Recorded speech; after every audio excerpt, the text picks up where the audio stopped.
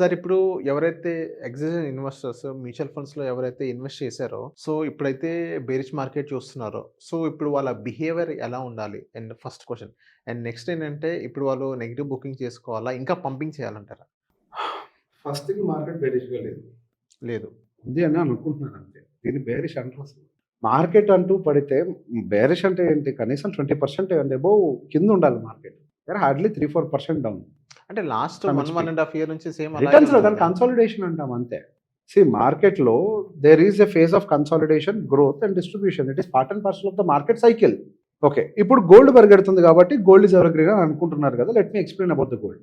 Every 10-15 ఇయర్స్‌కి ఒక్కసారి gold 300% return ఇస్తది. ఆ తర్వాత ఒక 10 ఇయర్స్ ఆగిపోతది. మరి సిల్వర్ ఏమంటారు? ఏదైనా అంతే.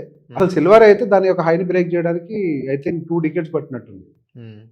2 డికేడ్స్ అంటే తెలుసు కదా! 20 సంవత్సరాలు పట్టింది. It is not that easy అంత రిటర్న్ ఇవ్వటం. ఏ ప్రొడక్ట్ అయినా కానీ ఈ ఫేజెస్ త్రూ వెళ్ళాల్సిందే. మీరు కావాలంటే ఒకసారి గోల్డ్ చార్ట్ ఓపెన్ చేసి చూడండి. ఒక పీక్ ఫార్మ్ అయిన తర్వాత ఒక నేను చెప్పా కదా! ఇప్పుడు వచ్చినట్టుగా రిటర్న్.